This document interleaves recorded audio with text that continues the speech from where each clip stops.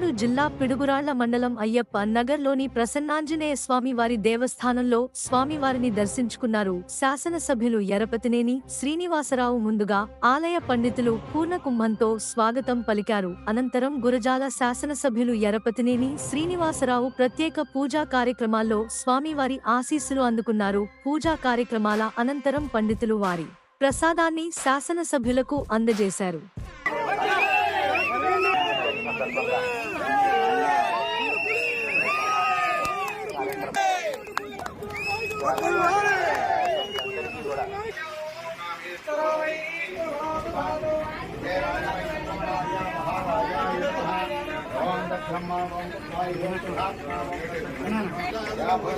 जय बोलो श्री रामदूत भक्त हनुमान की जय बोलो श्री रामदूत भक्त हनुमान की